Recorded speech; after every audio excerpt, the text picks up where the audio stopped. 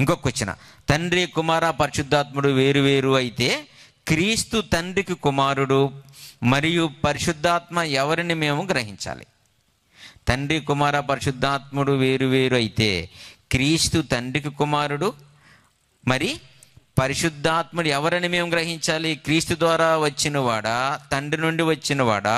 ప్రస్తుతం మనం దేవుని పరిపాలనలో ఉన్నామా, దుష్టుని పరిపాలనలో ఉన్నామా? రెండో క్వశ్చన్. ఇదంతా ఒకటి అనుకుంటున్నాను నేను కదా.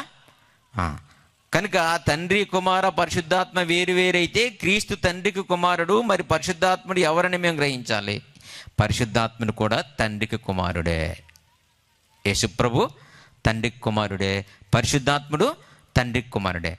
ఈ మనం చిన్నతనం నుంచి ఒకటే బోధ ఉంది లోకంలో, అదేంటంటే తండ్రి కుమారుడు పరిశుద్ధాత్ముడు ఒక్కడే త్రియాక దేవుడు అని ఓ బలమైనటువంటి ఆలోచన ప్రజల్లో పాతేశారు. పాపం అండి, మనకు ముందు తరాలలో ఉన్న పూర్వీకులకి భయభక్తులు ఉన్నాయండి, చాలా భక్తిపరులు వాళ్ళు.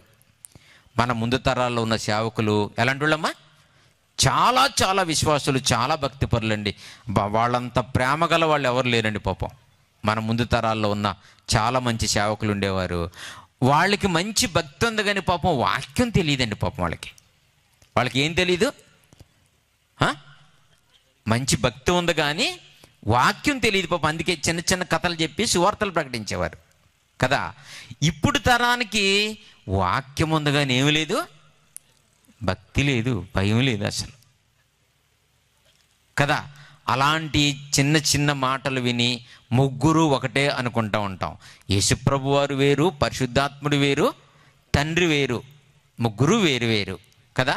యేసుప్రభు తండ్రికి ఏమవుతాడంటే కుమారుడు అవుతాడు, పరిశుద్ధాత్ముడు ఏమవుతాడంటే కుమారుడు అవుతాడు. మీకెలా తెలిసి అంటారా? గలతీ పత్రిక 4వ అధ్యాయము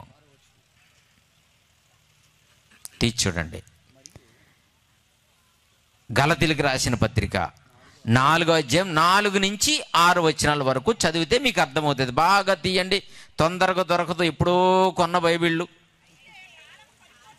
చీరలు మార్చిపోయి చిరిగిపోతాయి కానీ బైబిళ్ళు అరిగిపోవు, తొందరగా దొరకదు. శ్రద్ధగా తీయండి, లేట్ అయినా పర్వాలేదు. గలతీ పత్రిక 4వ అధ్యాయము 4 నుంచి 6 వచనాలు.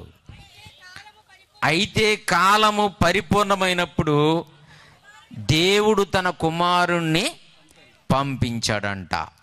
ఏమా, దేవుడు తన కుమారుని పంపించాడా? దేవుడు కుమారుడిగా వచ్చాడా? అసలు గ్రామర్ అండి, తెలుగు లిటరేచర్ అండి బాబు, ఎంత చక్కగా ఉందండి. పంపించాడు అన్నదానికి వచ్చాడని దానికి తేడా లేదండి. సాగర్ గారు వచ్చారు అన్నదానికి, సాగర్ గారు పలానా వ్యక్తిని పంపించాడు అన్నదానికి తేడా లేదు. అబ్బాయి ఈయనే ఆయన కింద వచ్చాడంటారా? అసలు ఆలోచన ఉందా? అసలు మన బ్రెయిన్ సాతాను తినేసిందా? ఉందా? ఆలోచించండి. గ్రామర్ అండి, తెలుగు లిటరేచర్ అండి, ఎంత బాగుందో చూడండి. కాలము పరిపూర్ణమైనప్పుడు దేవుడు తన కుమారుని పంపించాడు, ఆయన అక్కడే ఉన్నాడు. పంపించాడు అంటే అర్థం ఏంటంటే ఆయన అక్కడే ఉంటాడు, ఒక ఆయన వస్తాడు. పంపించాడంటే పంపినోడు అక్కడే ఉంటాడు, పంపించిన ఆయన వస్తాడు. అలా వచ్చాడు, ఒక కుమారుని పంపించాడంట. ఇంతకీ ఈ కుమారుడు ఎవరు? ఆయన స్త్రీ యందు పుట్టి మనము దత్తపుత్రము కావాలనని ధర్మశాస్త్రమునకు లోబడిన వారిని విమోచించుటకై ధర్మశాస్త్రమునకు లోబడినవాడాయను. అంటే ఒక కుమారుడు పరలోకం నుంచి వచ్చాడంట. ఆయన ఎవరో చెప్పేశాడు. ఆయన ఏం చేశాడు? స్త్రీ యందు పుట్టాడంట. అలా పుట్టిన ఆయన ఎవరండి?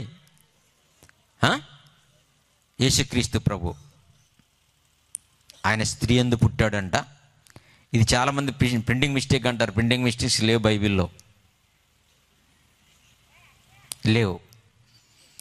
దేవుని బిడ్డలారా, అవి తర్వాత మాట్లాడుకుందాం. కాబట్టి ఆయన స్త్రీ యందు పుట్టాడు అనగానే ఒక ఆయన పేరు తెలిసిపోయింది మనకు. ఆయన ఎవరమ్మా? Very good. ద నెక్స్ట్ చదువుదాం.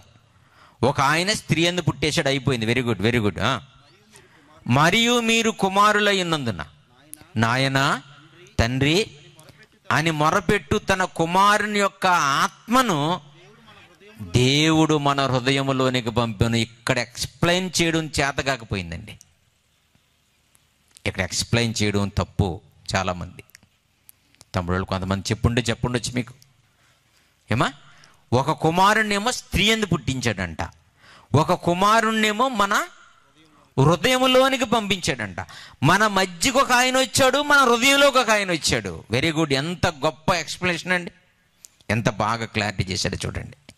ఒక ఆయనను మన మధ్యకు పంపించాడు, ఒక ఆయనను మన లోపలికి పంపించాడు. మన మధ్యకు వచ్చిన ఆయన ఎవరు, మన లోపలికి వచ్చిన ఆయన ఎవరు?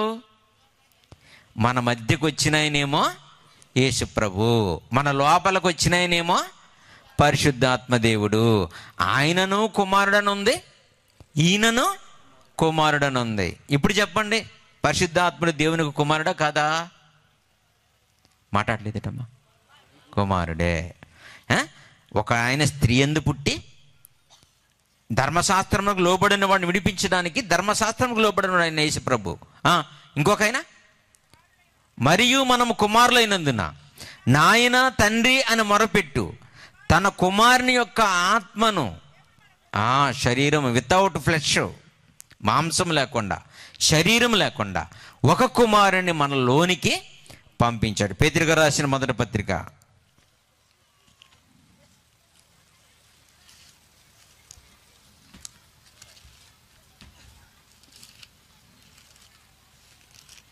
పేతురు గారు రాసిన మొదటి పత్రికలో మొదటి అధ్యాయము 12వ వచనం. పేతురు గారు రాసిన మొదటి పత్రిక మొదటి అధ్యాయం 12వ వచనం చూడండి ప్రియులారా. పరలోకము నుంచి పంపబడిన పరిశుద్ధాత్మ. పరిశుద్ధాత్మ కూడా ఎక్కడి నుంచి వచ్చాడు? పరలోకము నుంచి పంపబడ్డాడంట. యేసుప్రభు ఎక్కడి నుంచి వచ్చాడు? పరలోకం నుంచి పంపబడ్డాడంట. ఒక ఆయన అక్కడుండి 1 by 1 బాణాలు వేసినట్టు వేస్తాడండి భూమి మీదకి. ఒక ఆయన, పెద్ద ఆయన పరలోకములో ఉండి భూమి మీదకి 1 by 1 పంపిస్తున్నాడు. ఒకసారి యెహోవాని, ఒకసారి యేసుప్రభుని పంపించాడు, ఒకసారి పరిశుద్ధాత్మ దేవుణ్ణి పంపించాడు. పరిశుద్ధాత్మ ఎక్కడి నుంచి వచ్చాడమ్మా? అది ఆయన, ఈయన కాదు, ఈయన ఆయన కాదు. పాతకాలంలో సినిమాలు ఉండే చూశారు, చిన్నతనంలో చూసేవాళ్ళం అండి. చిన్నతనంలో వెళ్ళిపోయేవాళ్ళం సినిమాలకి. అప్పుడు సినిమాలన్నీ ఇప్పుడు సినిమాలు కాదండి బాబు. అప్పుడు ఒకే హీరో 3 పాత్రలు వేసేవాడు. ఎన్ని? 3. తండ్రి ఆయనే, కొడుకు ఆయనే, మనవడు ఆయనే. చిన్నప్పుడు సినిమాలు ఒక్కో వ్యక్తి 3 పాత్రలు వేసిన ఈ సినిమాలు చూసి చూసి చూసి మారారు చాలామంది సేవకులు. ఇలాంటి ద్విపాత్రాభినయం, త్రిపాత్రాభినయం చూసి చూసి చూసి ఉన్నారేమో, వీళ్ళని కూడా కలిపేశారు. ఈయనే ఆయన, ఆయనే ఈయన. ఆయన ఈయన కాదు, ఈయన ఆయన కాదు. యెహోవా దేవుణ్ణి చంపే అధికారం ప్రపంచంలో ఎవరికి ఉండదు. మేకులు కాదు కదా, భూమి బ్లాస్ట్ అయిపోద్ది. ఇక్కడికి వచ్చాడండి ఆయన. ఇక్కడికి రాడు. వస్తాడా?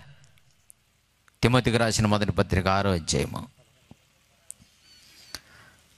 అపోస్తలుడైన పౌలు గారు తిమోతికి రాసిన మొదటి పత్రిక 6వ అధ్యాయము 16వ వచనం సరిగ్గా చూడండి ప్రియులరా. సమీపించరాని తేజస్సులో, మొదటి తిమోతి 6వ అధ్యాయం 16వ వచనం. సమీపించరాని తేజస్సులో ఆయన మాత్రమే వసించుచు అమరత్వము కలిగిన వాడై ఉన్నాడు. అమరత్వం అంటే ఏంటండి? అందుకే నేను గొంతు చించుకుంటున్నాను. లిటరేచరు, గ్రామర్ తెలియాలి. సమీపించరాని తేజస్సులో, తిమోతికి రాసిన మొదటి పత్రిక 6:16. సమీపించరాని తేజస్సులో. ఎవరు సమీపించకూడదు? ఎవరు సమీపించకూడదు. ఎవరు సమీపించకూడదమ్మా? ఎవరూ సమీపించకూడదు. దూతలు కూడా వెళ్ళకూడదు, మనం కూడా వెళ్ళకూడదు. సమీపించరాని తేజస్సులో ఆయన మాత్రమే వసించుచు అమరత్వము గలవాడై ఉన్నాడు. అమరత్వం అంటే ఏంటండి?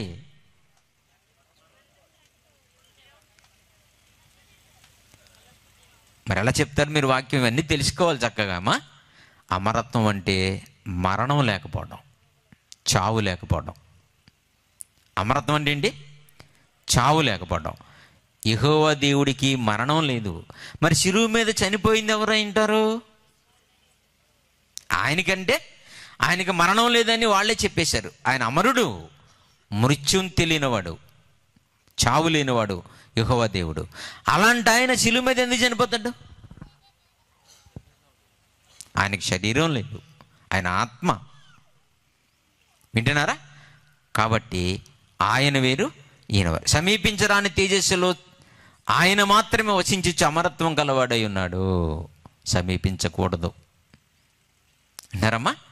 Very good. అర్థమైపోయింది కదా? ఆయన వేరు ఈయన వేరు. పరిశుద్ధాత్ముడు కుమారుడు, యేసుక్రీస్తు ప్రభు ఓ కుమారుడు. వాక్యాన్ని నమ్మితే నమ్మండి, ఇంటికి వెళ్ళాక మారిపోతే మీ ఇష్టం అండి.